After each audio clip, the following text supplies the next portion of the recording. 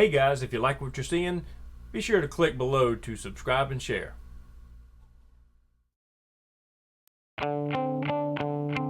It's not just about the photograph, it's the outdoor experience.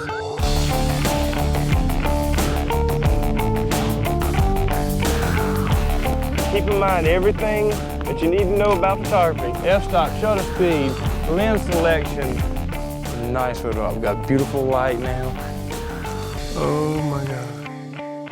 I'm your host, Doug Gardner, and your wild photo adventure starts now. Now, if you look up here on the mountain behind me, this is the wintering range of the largest herd of bighorn sheep anywhere in the world.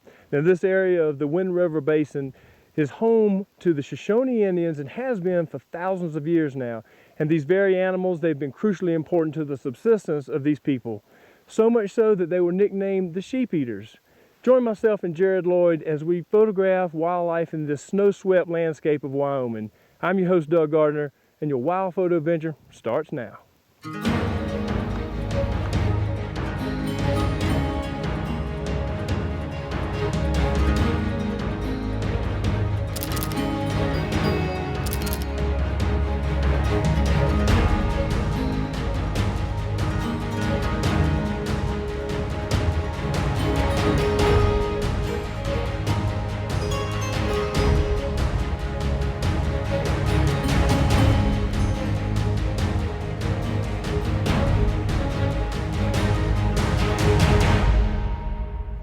What a beautiful place, Jared. This is gorgeous. Yeah, and the snow this morning really added something nice to the landscape here for us. You know, this area out here, the Wyoming Badlands, is a pretty dynamic place. Lots of wildlife, and hopefully I'll be able to get us on to some big mule deer and some bighorn sheep today while we're at it. That'd be great. You know, I understand that more so than the wildlife, that the Shoshone Indians are, you know, a big part of the history of this area. Oh yeah, the Wind River Range and surrounding areas have been inhabited for about 11,000 years now. And so hopefully I'll be able to put us on some of the artifacts of that. Oh, that would be fantastic. Well, let's get to it. Daylight's burning.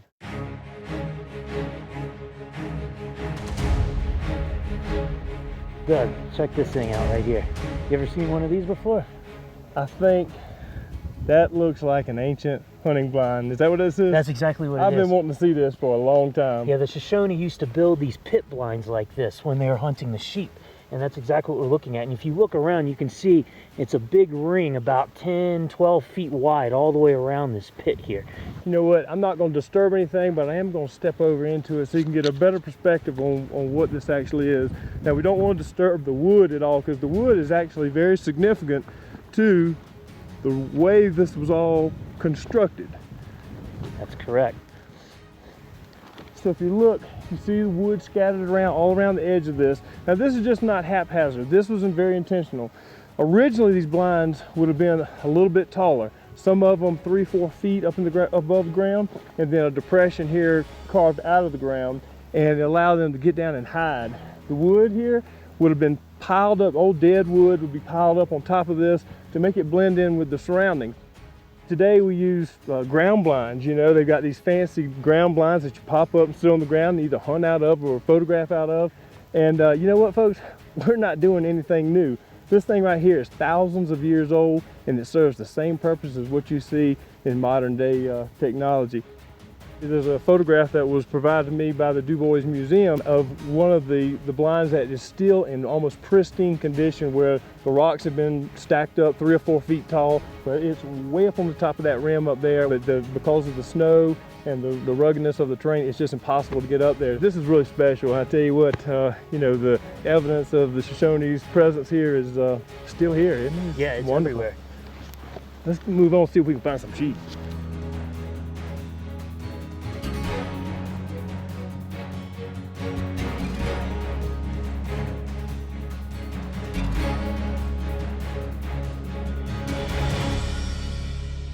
All right, Doug, let's stop right here for a minute. When we were back down the hill a little ways, I thought I saw some movement up here, and I just want to check it out. They're the same color as the rock, but one thing that you want to look for are those white rumps that they have. A lot of times that will kind of give them away, just like that right there. If you look up here on top of these rocks on this cliff here, there's about 20 to maybe even 25 of them sitting up there. Oh yeah, wow. Looks like 8 or 9 of them might actually be rams that are hanging out with those ewes there. Maybe let's go down this ridge a little ways and head them off, because it does look like they're making their way to the right. Definitely. Let's continue on this ridge, and then we'll kind of climb up that draw right there, and to that, you know, upper meadow that you can see below the cliffs, and maybe we can catch them there. Yeah, let's do it. Let's do it, man. All right, great. Excited.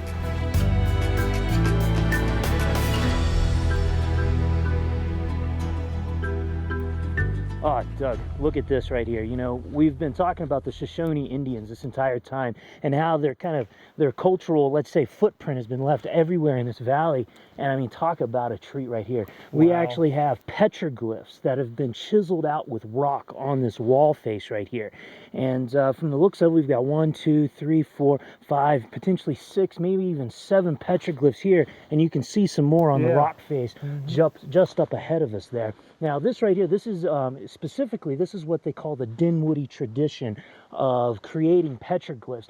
And typically that's usually referred to as interior line designs on these petroglyphs. And it's what's specifically found throughout the Wind River Basin and the Bighorn Basin just north of us as well. But man, talk about an amazing find while we're out here stalking these bighorn sheep. Yeah, can you imagine just having to sit here and chisel this away with, you know, rocks and etch that out? I mean, you know, just rocks is your tool, is your artist tools to do this, and look how amazing it is. It's beautiful. Oh, absolutely. And you know, the Shoshone, they would create a lot of different types of petroglyphs. You know, they would represent animals, they would represent people, but images like this that they would create, this specifically represents some sort of supernatural being, and those are usually typified by the large claws coming off of the legs and the feet and the hands, lines of power, dots all around them, wavy lines, almost like electricity radiating out of them. But you can definitely tell this is representing some sort of supernatural power right here. This is amazing. It's amazing that they lasted this long. I mean, thousands of years. They've actually been able to date several petroglyphs back to as much as 11,000 years old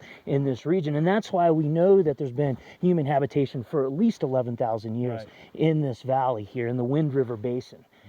So, I mean, who knows how old this is? I mean, hundreds of years, thousands of years, potentially. You know, we don't really know. I mean, this could potentially date as far back as the Neolithic Revolution. You know, folks, and it's important when you're out exploring, you know, the terrain like this, and you run across these marvelous drawings with petroglyphs. It's important you do not want to touch them with your hands. The oils from your skin could cause deterioration over the years. So, you know, it's important that enjoy it from a distance. Never touch these type of things right here. You know, just don't disturb it. It's just really special to see that, you know, the evidence of, you know, presence of people before us. Well, this is nice. I tell you what, let's keep going. You know, you never know what's around the next corner. Yeah, exactly.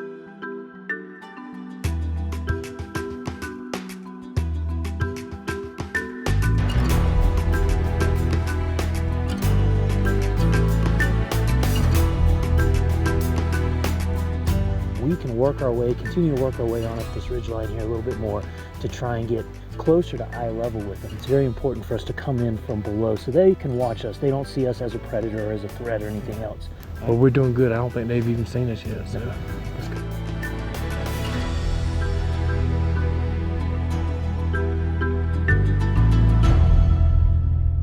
Earlier we saw some sheep, beautiful scene, nice to look at, but it was so contrasty. We had white snow, you know, backlit and dark subjects, and just a nightmare to try to photograph. It's nice they've come up out of the riverbed now, and looks like we've got a little thin veil of clouds that kind of rolled over right now.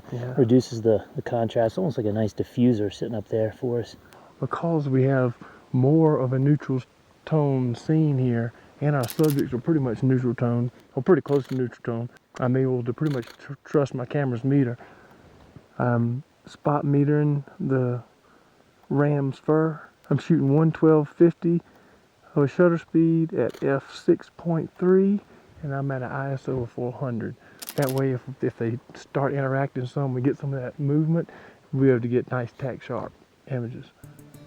You know, one thing I think that a lot of photographers that are beginning in wildlife photography kind of make the mistake of is always putting the sun right over their back. And that's probably the most boring way of actually photographing Yeah, it's animals very like flat. this. It's very flat. When you come in from the side like this, that sort of angle to the light really kind of brings out the highlights and shadows of their fur and their muscles and gives you a lot of detail and texture and, you know, brings the animal to life instead of just it kind of disappearing with the rest of the landscape. Absolutely. A lot of times with wildlife photography, you don't have those choices. You know, you have to take the scenario as it comes, but sometimes when you're in wide open terrain like this, and you do have rocks and cliffs and moraines all around you, it does allow you some flexibility to spot the animal, look at the lighting situation, and possibly hike around and use the cover of the terrain to allow yourself to get in position, a better position for a better lighting angle.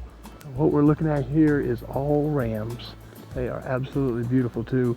These three big boys here on the left-hand side, they almost have a full curl. You know, they're nice, respectable rams.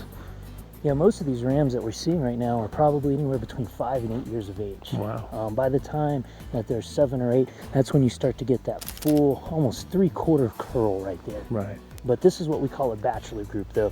The females right now, they're still in a nursery group. They're probably up on top of Tory Rim, you know, in front of us.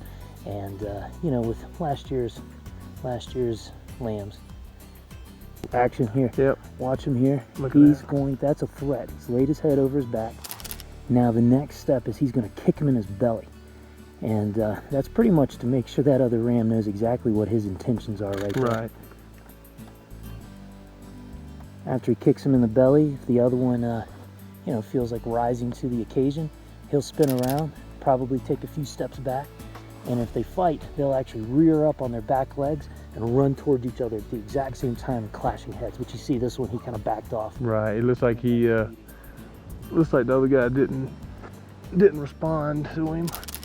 And when it comes down to rutting, you know, if we had ewes in this mix right now, it'd be a completely different story. But, you know, with it being just bachelors like this, you know, they'll butt each other's heads, you know, stuff like that as they're constantly trying to, you know, perform some sort of, you know, one-upmanship, if you will. But, you know, the true battles, you know, the kind of, you know, magnificent fights that we all want to capture on film don't happen unless you have the girls in the mix. Right. The girls always cause always cause that problem. I'm a big fan of, I shoot eye level to my subject no matter what it is. If it's an alligator, I want my lens right on the water. If it's a bird in the nest, I want to be up that tree. You're able to control the backgrounds. But the other thing that I feel it does, if I'm on the same level or slightly lower than these animals, it puts us on a level so that it doesn't look like we're dominating them. I mean, these are very strong, muscular, majestic creatures. I mean, they're the monarchs of the Rocky Mountains, if you will. And, you know, we wouldn't be doing them justice if we were shooting down at them or standing up right now or, you know, repositioning otherwise. We want them to be at a slight angle, you know, up from our plane of view. So this is pretty nice, Doug. We've actually been able to move with this little bachelor group. And with the last step, you know, I mean, we basically half the distance that we were. And, you know, they're paying us no attention Yeah, they're whatsoever. still feeding. You know, that's one of the telltale signs that if you're getting too close to an animal, if they stop feeding, or, you know, if they even worse than that, if they take off and run, obviously you know you're too close. But as we approached, they didn't even lift their heads. So yeah, you're right. They have accepted our presence. Now, Doug, you'll notice that all of these rams have turned. They're staring up the hill right now. I mean, to us, we can't see anything up there. But to these rams, their eyesight is the equivalent of 8x power binoculars. And so they're looking straight up there, and I can guarantee you that they're looking at a group of ewes up there that are probably coming down this mountain. You can see they keep rolling their lips back in what we call either the Flehmen response or just basically the lip curl, which basically they're tasting the air for pheromones, which they can literally taste the females, you know, at some distance here. But they're watching them come down, even though we're completely oblivious to it. When we first got out here, we had full sun, and then as we moved closer and closer to the sheep, the storm started to move in. You know, it started out as a real thin veil of clouds, which, you know, really helped us. It got that harsh light and contrasty light down to a more even tone light. Now we don't have to worry about the shadows. It's getting even darker now, and getting some beautiful color on the red rock behind these magnificent animals. Beautiful tones of gray and light green sage, the animal itself, and then the red tones in the rocks in the background. This is really nice. But As you can see, we got a bit of a snowstorm rolling in on us. Yeah. So it's time to pack it up, get out of the high country like this so we don't get stuck out in it. Don't want a repeat of this morning. 2 degrees and a wind chill of minus 20 up here in the high country. That was pretty brutal. That's Wyoming for you. Yeah. There's a reason that I drug you way the heck up here on top of this mesa overlooking the Badlands. Look at your feet here. You notice this ring that we've got here? Yeah. This is actually a teepee ring right here. And so I know you couldn't understand why the heck I was driving you all the way up here and out in the middle of nowhere. But you like the petroglyphs so much. You love the pit line. Yep. This ties right into the story. See, these old teepee rings, you can find these anywhere that game was really thick. So, you know, they wouldn't waste their time. Their livelihoods depended on being where the game was at all times. Out here for the Shoshone, which this is obvious Shoshone teepee ring here, it would have been, of course, the bighorn sheep, the mule deer, the antelope, and even the bison that inhabited this area at that time period. And so it's real neat. They basically lay these rings around in a giant circle like this, literally to hold down the edges of their teepees. Now, of course, they wouldn't be staying up here in the wintertime. Right. This was a summertime spot. When you find these in the wintertime, you'll also find a fire pit in the middle of them. That's how you know this was a summertime, you know, location here.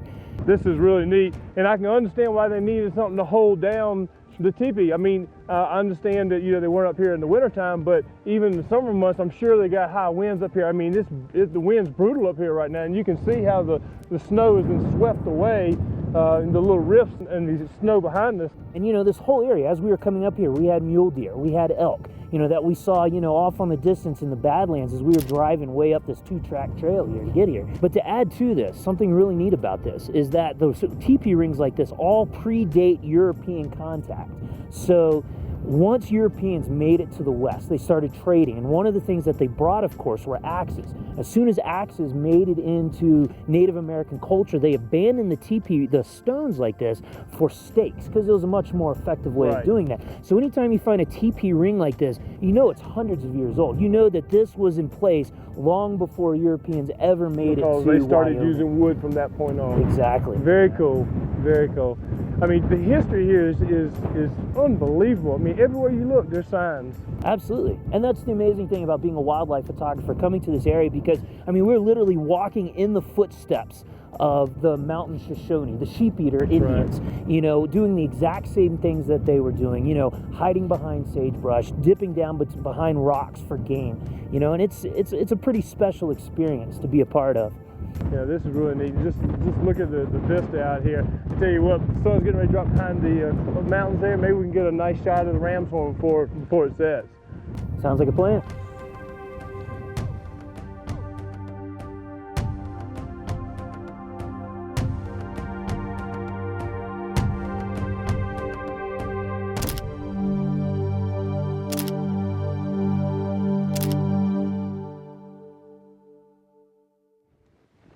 Well, it's slippery, isn't it? Watch your step through here, Doug. Ho, Jay. Look right. Look here. Look over there. Just take your glasses. Is that mule deer? Oh yeah, it looks like 2 bucks and about 7 does right there. Maybe we follow the edge of this moraine? Yeah. In fact, actually, you notice we're following a pretty well-used game trail right now. All right, let's get around there and see if we can get a better vantage point.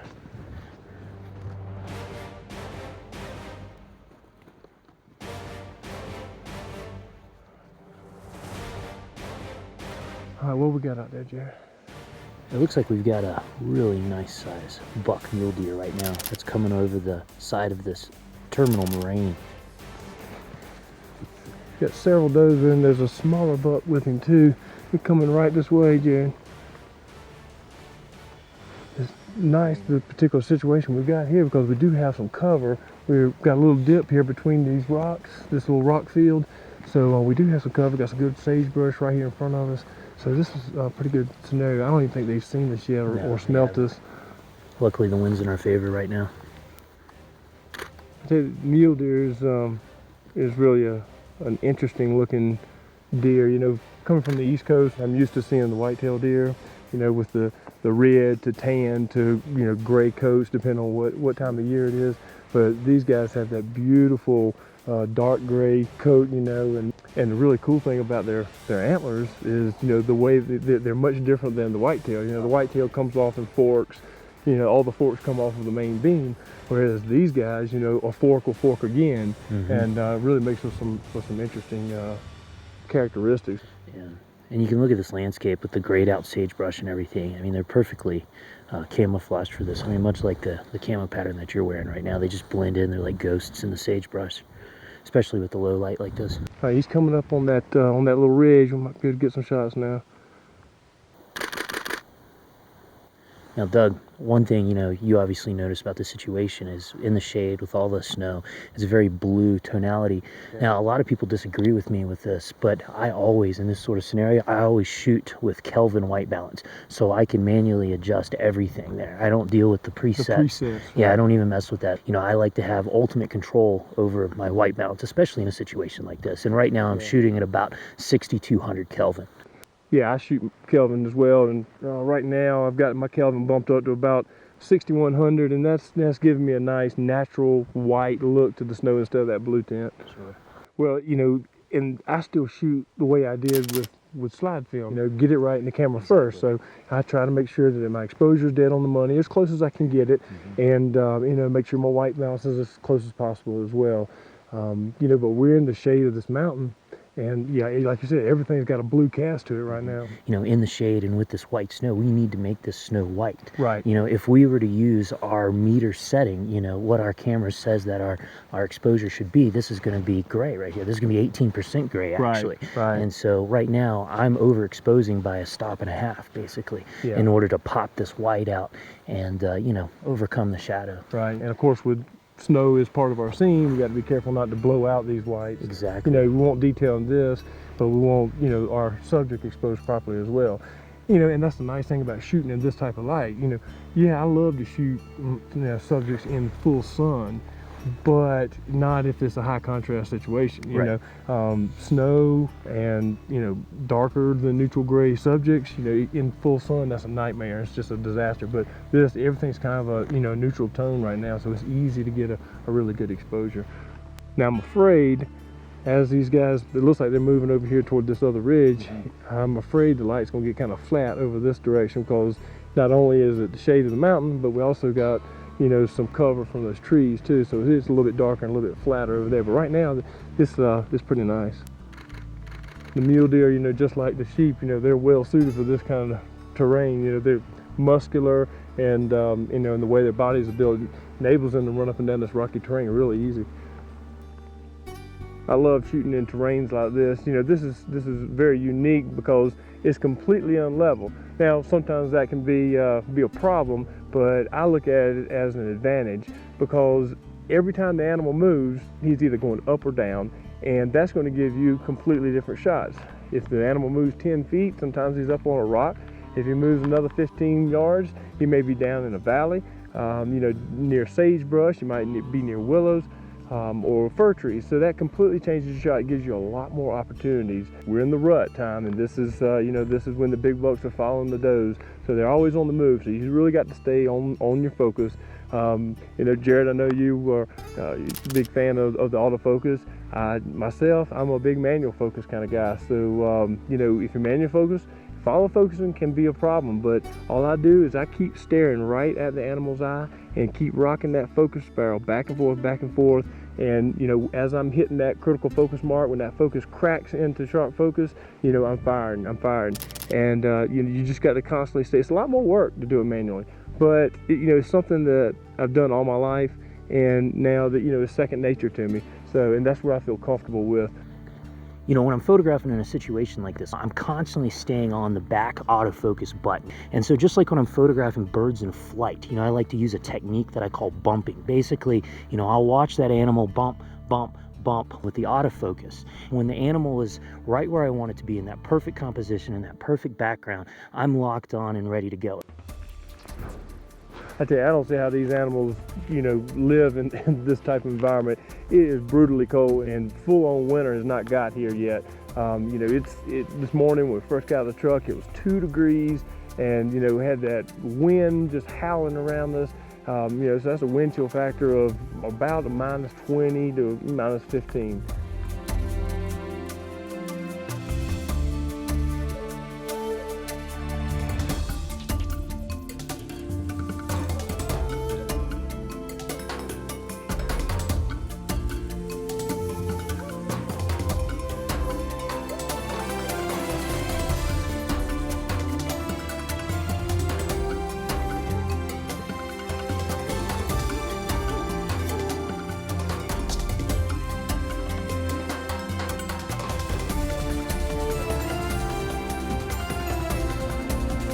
Wow, what an awesome trip this has been, photographing wildlife in the Wind River Basin. I hope you've enjoyed this week's show and learned a little more about the history of the area and the abundant wildlife. I'd like to thank Jared Lloyd for taking time to share this magnificent place with me. More information about this week's show is available online. And remember, it's not just about the photograph, it's the outdoor experience. I'm your host, Doug Gardner. Thank you for joining me on another wild photo adventure. And you know, the Wyoming Badlands, pretty dynamic area. We've got everything from big, sorry. All right, here we go. Last time, take 432. The Shawnee Indians that have inhabited this area of the Wind River Basin for thousands of years now. Thousands of years. There's so much important. Nah, I can't say that. Hey guys, if you like what you're seeing, be sure to click below to subscribe and share.